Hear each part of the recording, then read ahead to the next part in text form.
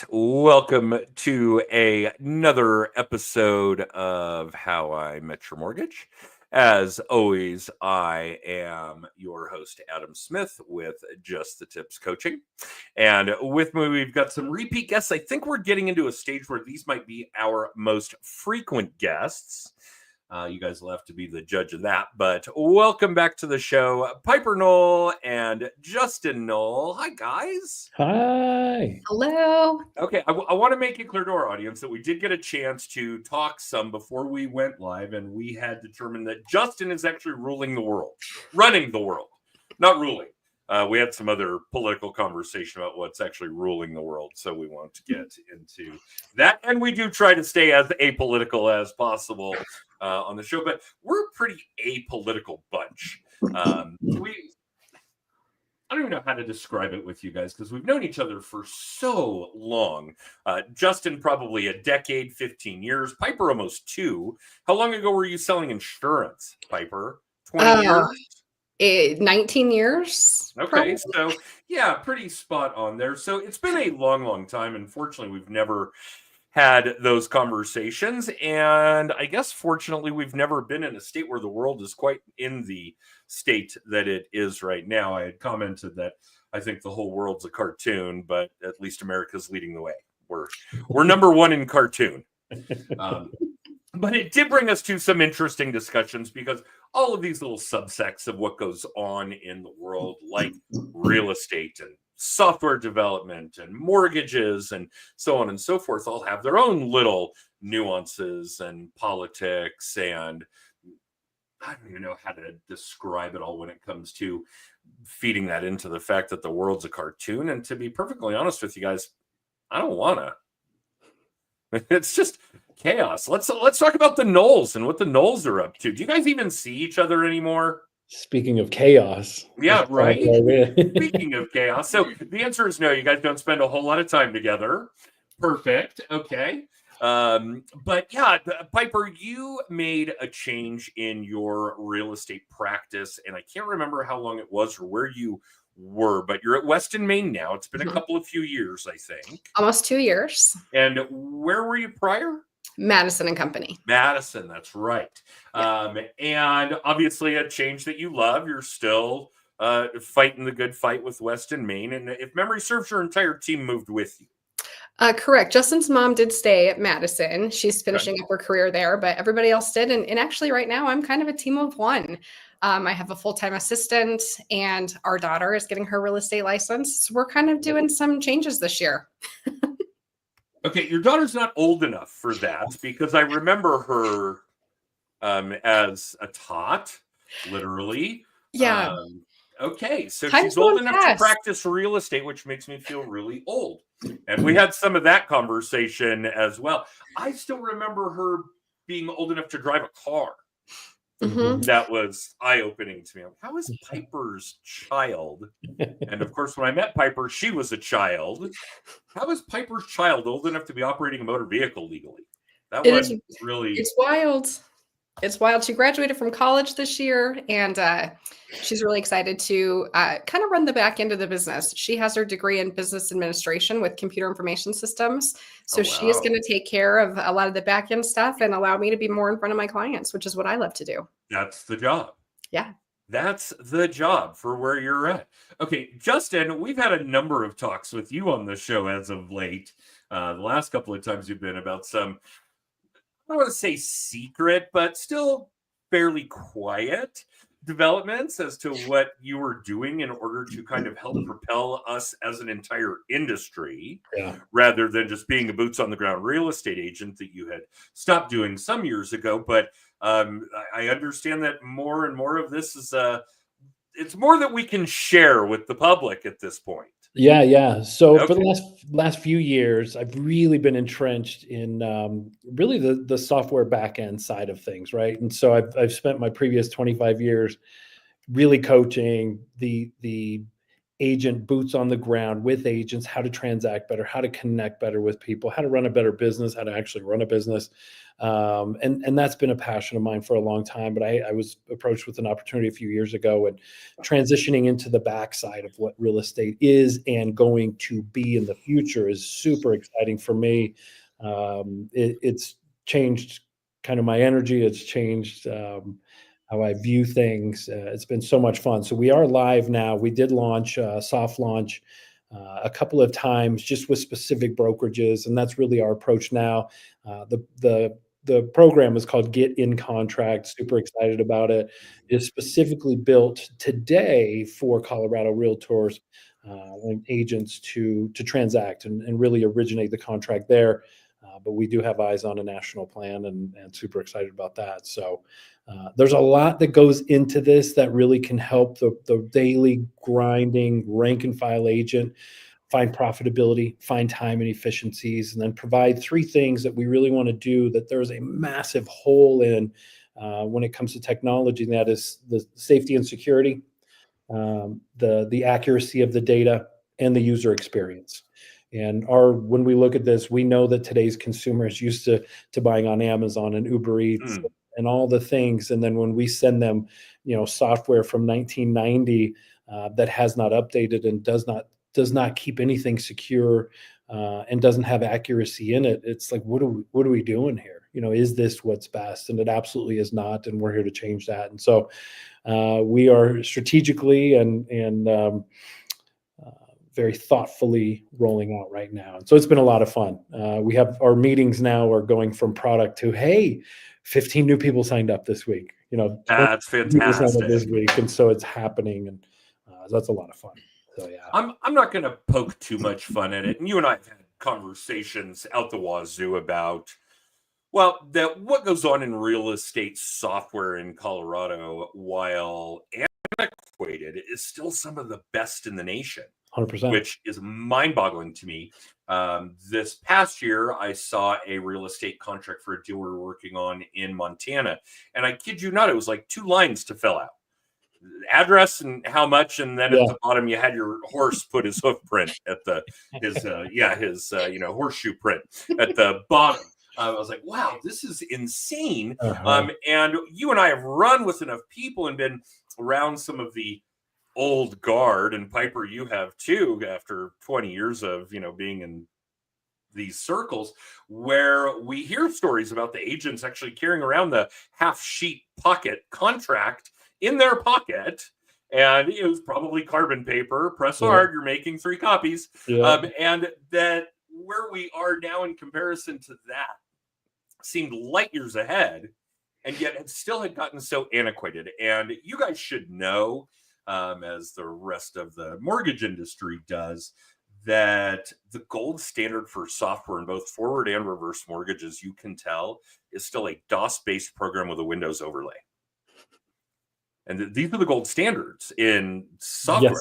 One of them is Calyx Point, and the other is Reverse Vision, although I do think that one is starting to trend out. From what I understood, whoever wrote it had signed a non-compete when he sold it, and it has since expired. Gotcha. So that we are going to see a revolution, at least in the reverse mortgage space, that Justin is going to bring to Colorado agents from that perspective. But boy, is it overdue.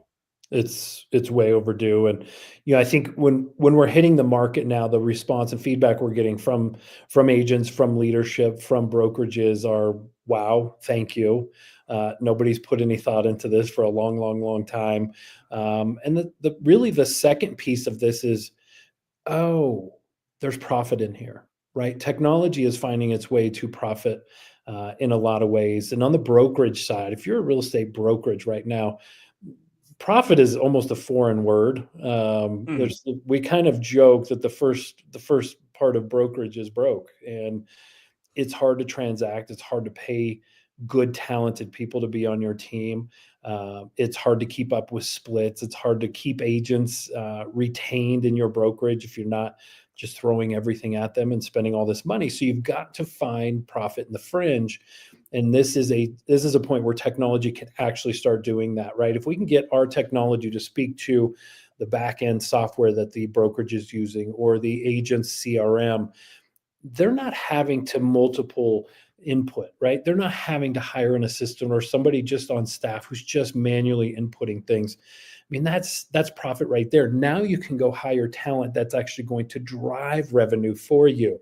I'd rather have somebody call a dialer than to call somebody that's doing multiple input fields for back-end software that should happen anyway. So we're very excited about that. And when we bring this formula and how this works to the agents and to the brokerages, they are like, please, thank you. This is long overdue. So there's some hope. There's also some newness to this, right? It's not the real estate industry is not very tech driven. It's not very tech savvy, myself included. I'm not the most tech person.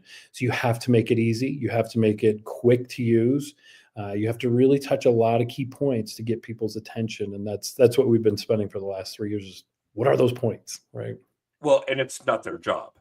Correct. And let's not pull any punches here. The jobs, plural, are already difficult. Yes. Right. So the real estate agents have a job to know the real estate business.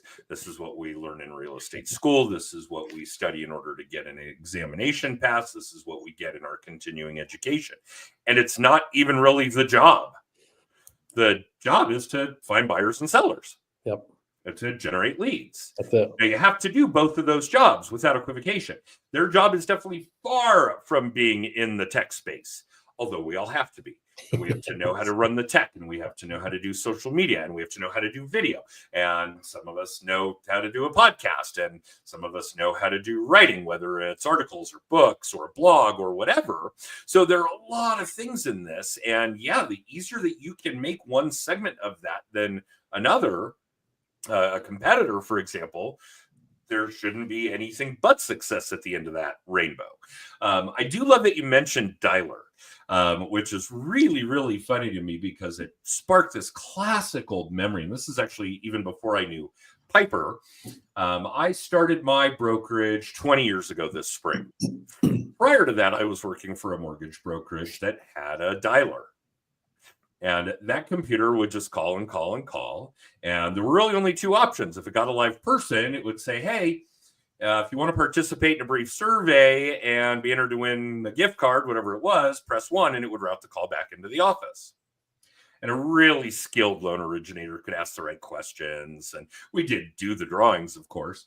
And the other piece was that if it got a recording and an answering machine, because that actually did exist back in the day, then it would just play a recording saying something like, hey, Bob, we got your loan approved. The bank doesn't care about your bankruptcy or your foreclosure or your car repossession and your late credit card payments, but we got to move quickly. And everybody would call back saying, hey, I have a foreclosure, I have a car repossession, and I want to buy a house.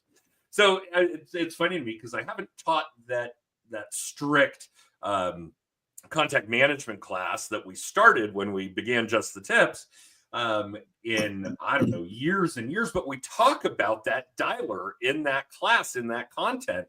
Yeah. So it was really funny that you brought that up. What I really, however, want to pick at is that you have an in-house test case. There has been a boots on the ground team leading real estate agent watching you either, well, fuck this up or succeed with it every step of the way. So Piper, give us your perspective on this. Is this as groundbreaking as we want it to be? Adam, I am so glad you asked. I am definitely the hardest person on getting contract by far because I have mastered CTM. Of all of the things I've done in my real estate career, mastering CTM. I know how to work CTM. Okay. And so, I mean, I do understand all of the things that CTM offers. And unfortunately, that's made it a little bit tricky for me because I am really particular about what I'm looking for. What I can tell you guys about getting contract is it exceeds my expectations. And that's hard. I am really hard to please on stuff like this. And technology is really tricky too. Oh, just on stuff like this.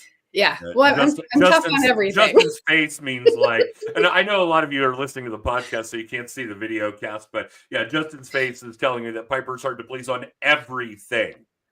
Not everything. All right. Not everything. I came home yesterday from showing houses and in the house. It was amazing.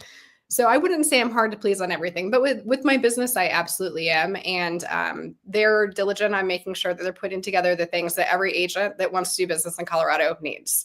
It is so intuitive. It is so much better of a user interface. I cannot wait for more agents to start adapting it, because the more people that get on getting contract, the easier it's going to be for everybody else. Okay, before we get too far down this road, so I don't forget and can let our audience know, how do we see a demo? How do we reach out? How do we get our hands in it and get to play with it? Yeah, absolutely. Hit me up, Justin at getincontract.com, or you can text, call 303-550-0096, or you can And it's getincontract.com. Yep. So you can go to getincontract.com. You can sign up for a free 60-day trial as well. We've got all kinds of tutorials. We've got all kinds of videos, everything there. Our enablement team and training team has been crushing it. So it's ready to go. Really, for us, it's how do we get boots on the ground, right? How can I get into your office and show your leadership team? How can I show your internal staff who handles transaction coordination or managing kind of that data transfer from transaction into their back end and keep it going. So we like to start just in-house, very, like I said, very grassroots, boots on the ground. But from there, we're absolutely ramping up. This Q1, we're spending very specifically and strategically with some key partners and just making sure we're hitting the right people at the right time, and then we'll blow it up from there. But yeah, go to getincontract.com right now. You can put in the code early access 2024, and that'll give you 60 free days from time of start. So pretty excited about that. Piper, what are the top 3 features? What are your favorite 3 things? First of all, it's very easy to use. When you put information in, you don't have to copy it to 17 different places. It does what you want it to do, and it works the way it should. So, I mean, those things make it completely worth it. But then when you look at the interface, it's so much easier and clients can interact with it. Right now with CTM, I'm kind of embarrassed to send over the emails to clients because it's just not a really pretty email, and I'm very brand specific. I can't brand anything to the way I want, and then get in contract, it looks way more authentic to how I work. So for me, it's how pretty it is, plus the functionality. And to Justin's point, if I have needed anything, which I break it all the time and I'm in there trying to find defects for them, things are fixed instantly. I've been asking CTM for 8 years to get rid of the canceled thing. Like, why do I have to put canceled if my offer's not accepted? Why can't it just be unaccepted? Canceled just seems so gross to me. And I've been asking for that for 8 years and they can't give me that. If I need one thing from getting contract, they have it done within minutes, and it's pretty cool. You're literally in there trying to break the system Constantly. Yeah. That is really cool, because it kind of falls along the lines of, and this is different in Justin's world than in yours or mine, because it's not transactional based, but our theory is fuck up faster. Figure out where those holes are, where those gaps are, where are you weak, and get it fixed before you're in a position where getting it fixed or not having it fixed is going to create a lot of problems for your clients, your audience, your peeps, right? Yep. So that's absolutely really cool. And Justin, how does this bridge the gap between where we are now and, since you said it earlier, the future of real estate? What does that look like? What is the future, as you put it? And how do we bridge that gap here? Yeah, I think really it becomes, there's so much data out there, right? We know that. That's nothing new. It's really been something over the last 5 to 10 years that the real estate industry has gone, oh my goodness, the real value of everything that we have is in the data, right? We can sell this to third parties. We can do all kinds of stuff with this data. But one thing I would like to see, and I was in some meetings with folks last week that are boots on the ground leadership and running some big shops.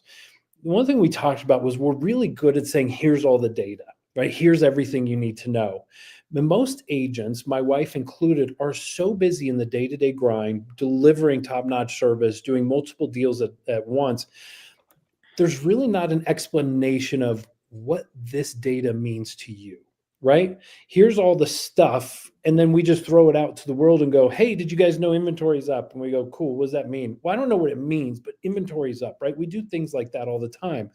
And there's such this rich data that tells a greater story of where things are and where they're going that we need to tap into.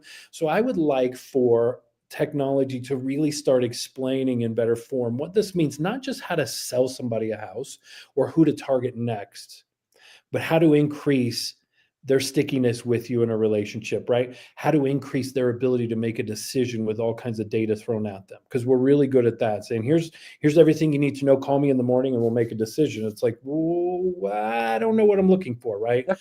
So I just want to take this tech world and just say it can work for everybody, no matter where you are in tech space. If you're not a digital native like myself, we didn't grow up in this, I'm still going to provide technology to you that gets you to the final answer or gets you to where you can communicate with your buyers and sellers much better.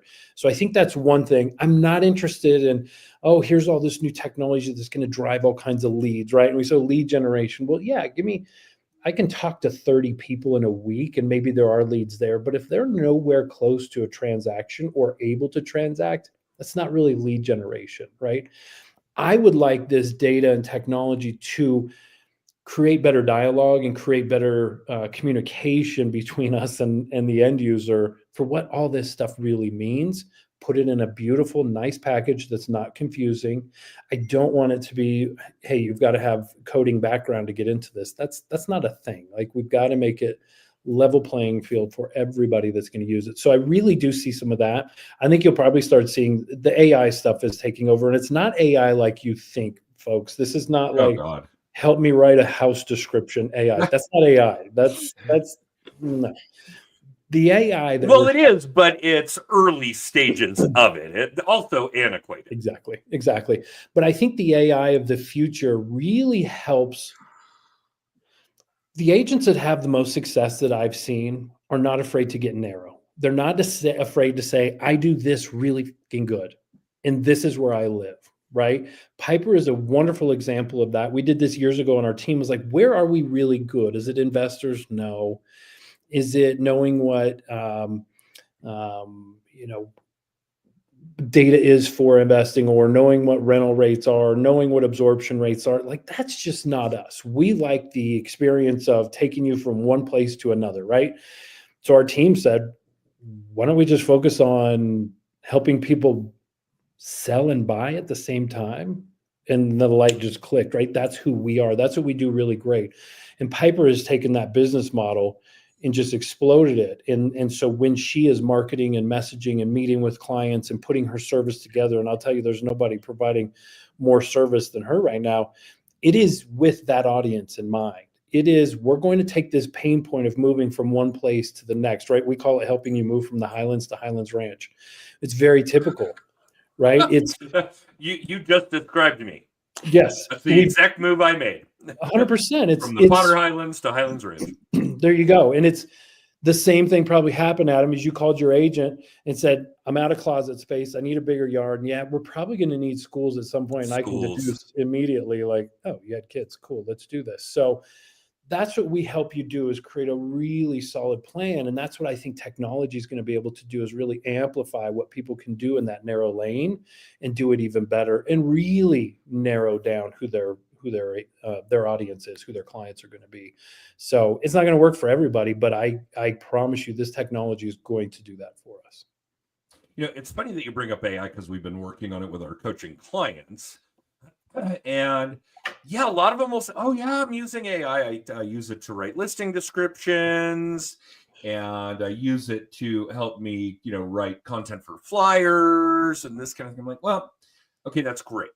But after a certain amount of time, you should internalize what AI is giving you, or what AI was giving you years ago, and be able to do that in a manner that is going to be more proficient.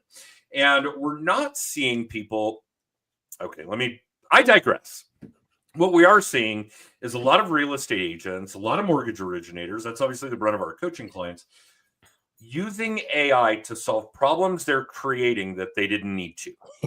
We're not actually using AI. We're creating new problems for AI to solve, rather than using AI in a manner that's going to be beneficial to the problems we already have. So how many agents are recording those initial conversations with potential buyers or sellers, letting AI analyze them, letting AI figure out what kind of personality type this person is, and then help you craft your follow-up email? Or how many people are using that to digest their half of the conversation and figure out where they can get better in their dialogue? Yep. And they're not. They're using it to write listing descriptions or legitimately creating problems they don't have and didn't exist for AI to solve, which is just mind-boggling to me, but we're going to get there. Yeah. I think we're going to get there. I hope. Yeah. Yeah, but no, AI is not what we think it is. And people, don't get the wrong impression here. Please continue to use your Gemini, continue to use your ChatGPT. Get it to really learn about you, right? AI is strictly garbage in, garbage out right now. So the more time you spend with it, the more it learns about you, the better your results are going to be once you figure out what to actually use it for. Right. So yeah, I don't want to discourage anybody from using it. And if you're at an entry level type of arena where you want it to help you write listing descriptions, then do that by all means. But do know that it is so much more. Every passing day, it is so much more. Yeah. I used to always joke about when we first had the onset, and I am a hardcore Samsung user, a hardcore Google user. So I am all about Gemini. It used to be Bard. And I was constantly joking about how I just lost a fight with the Roomba over a Cheeto. And this is how AI is starting. This is the beginning of the revolution of the machines, because the Roomba got my Cheeto before I did.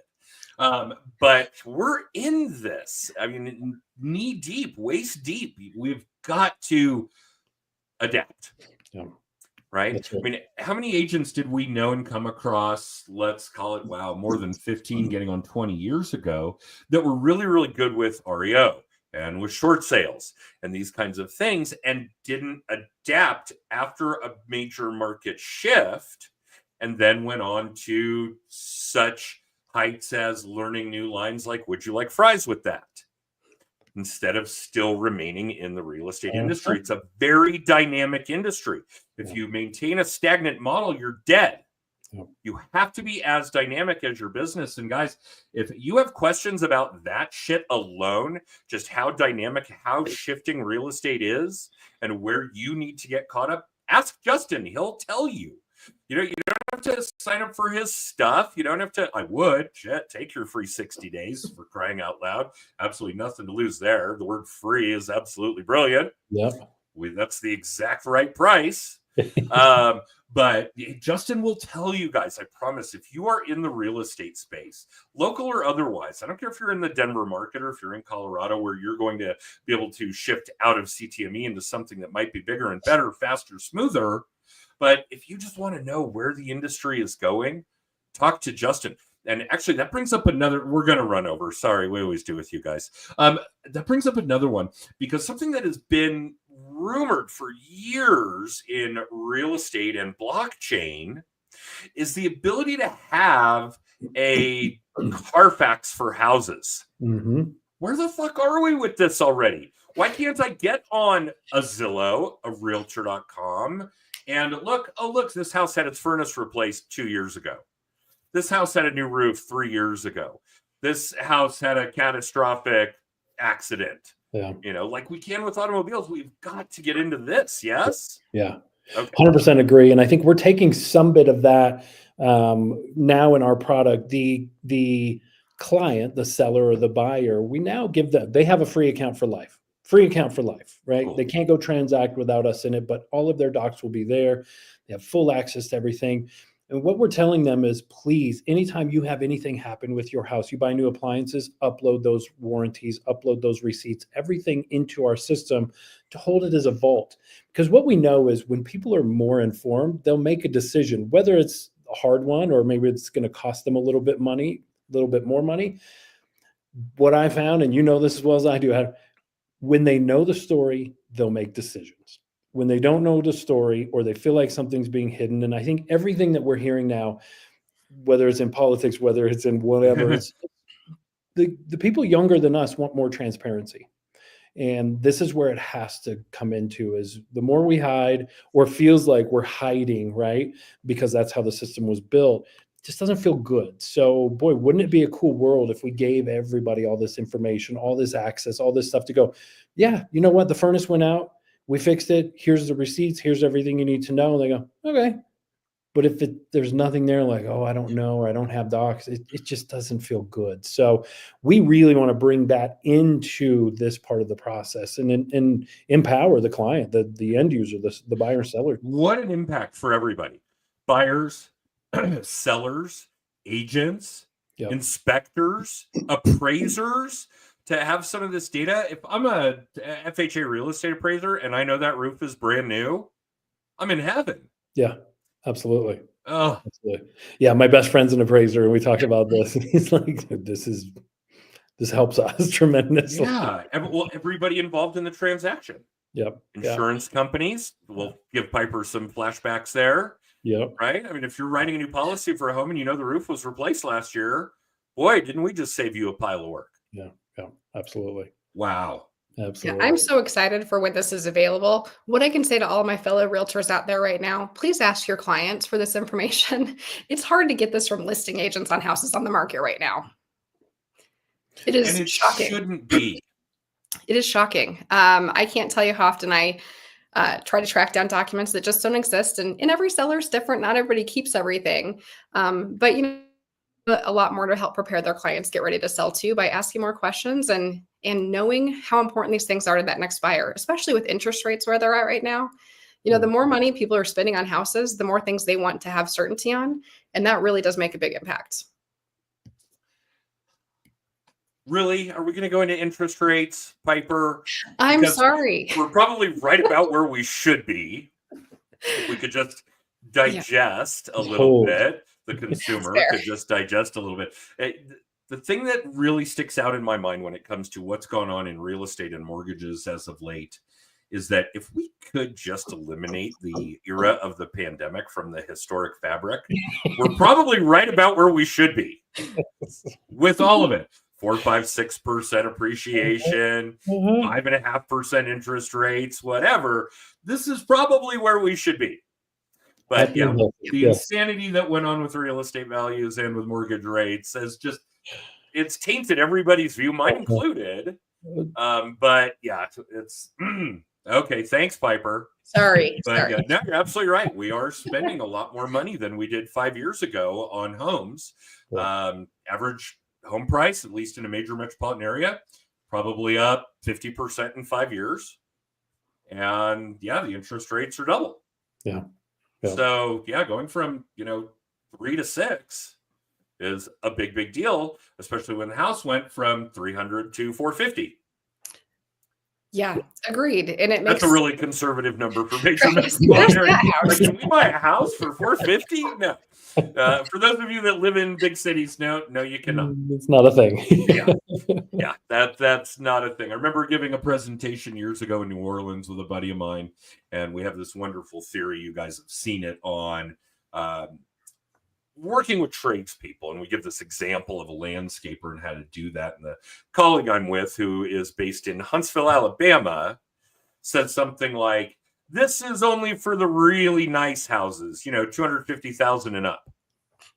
And I'm rolling. I'm literally like on my back on the stage rolling around. It's so funny. And he's like, "What?" Yeah, 250,000 doesn't even buy you any grass in Denver, so not a big deal. There's not a problem there. But yeah, all right. Well, Knowles, thank you for doing this again.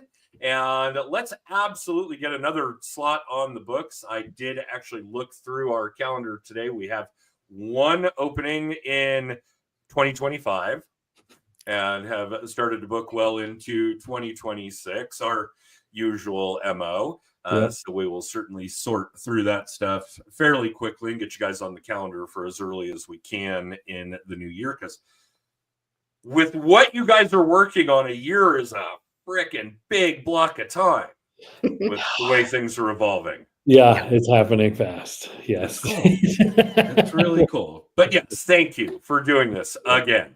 And we love having you guys on the show. And yes, Piper will eventually catch up with you at one of these roundtables that we do. Eventually we'll coincide your schedule with ours, I promise. And for the rest of you that are watching or listening live or in syndication, well, thank you for doing so. And yeah, you can catch us live on Facebook, LinkedIn, and YouTube at 9:30 Pacific, 12:30 Eastern on Mondays. And the podcast itself is up a mere 48 hours later on Amazon, Spotify, and Apple. Just search How I Met Your Mortgage and you'll find that. And for past episodes, or for our weekly blog, The Weekly Little Tip, or for copies of my books or information, actually, you guys will have to talk to about this when it comes to the Mile High Mastermind, which we do the last weekend of September every year. Day one is strictly going to be tech. For all of the agents and originators. And then day two, we'll work on lead generation stuff. So yeah, whatever that Friday is, the last weekend of September, Justin, you need to be prepared this year to present on Getting Contract. All Let's right. do this. Yeah. All right. Love it. We'll do that. So yeah, for all those things, you guys can check out justthetipscoaching.com. Other than that, big thanks to the Knowles again. And for the rest of you for watching or listening. And don't go anywhere, kids. I'm going to run our extra. And for the rest of you, we'll see you next week.